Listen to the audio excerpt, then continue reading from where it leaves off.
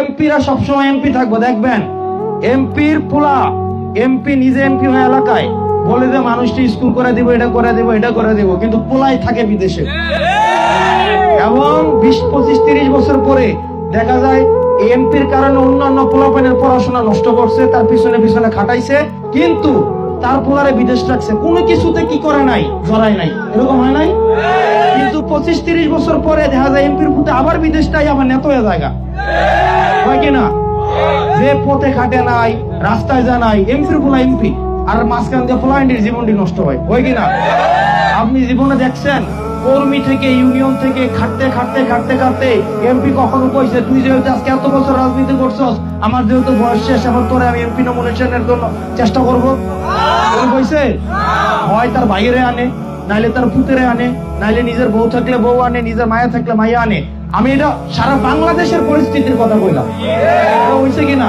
সমঝোতা যারা, যদি নিয়মটা লিখিত না হয় আমরা দুর্ভোগে পড়বো।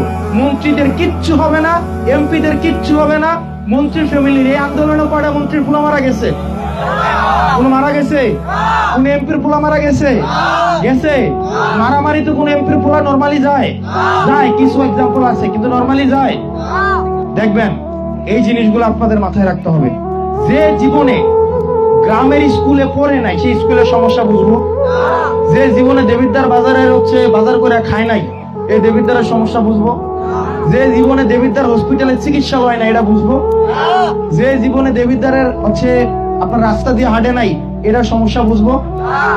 বাংলাদেশে একটা ধরে নিয়ম করে দিত, ধরে এটা বাংলাদেশের নিয়ম হইল।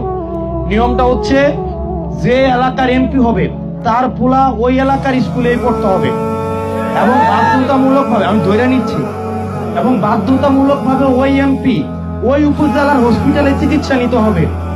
ওই উপজেলার ইউনোর পোলা ওই স্কুলে পড়তে হবে, ওই উপজেলার ওসির পোলা ওই স্কুলে পড়তে হবে।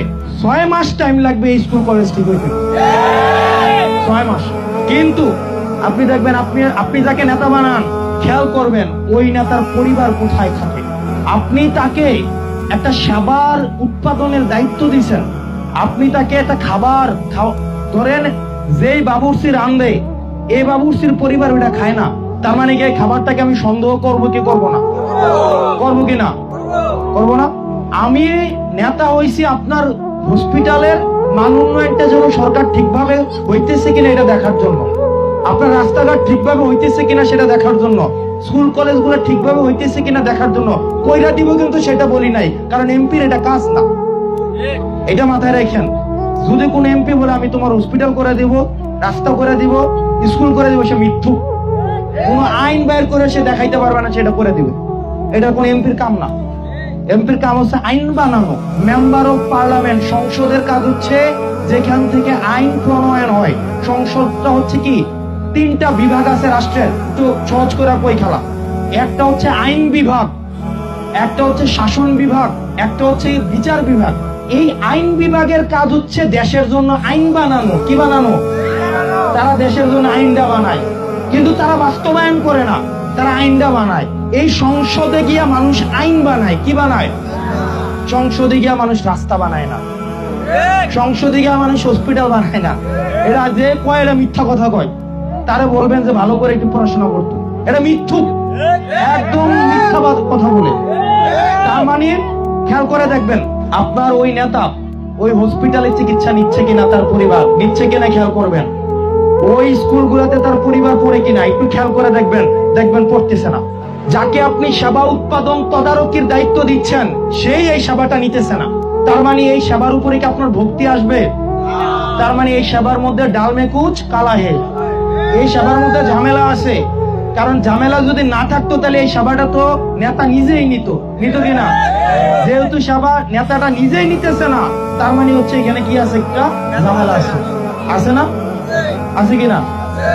এই কারণে প্রিয় এলাহাবাদবাসী, আপনার এখানে 10 জন মানুষ, 50 জন মানুষ, 100 জন, 1000 জন ইস্যু না। একটা মানুষ যদি সচেতন হয়, একটা সমাজ পরিবর্তন হয়ে যায়। একটা পরিবারে যদি একটা মা ঠিক হয়, তাহলে এই পরিবার এবং এই সমাজটা ঠিক হয়ে যায়, হয় না? হয় কিনা? এই কারণে আমাদের প্রত্যেকটা মানুষ একজন করে সচেতন হন, তাহলে দেখবেন পুরো দেশ পরিবর্তন হয়ে যাবে।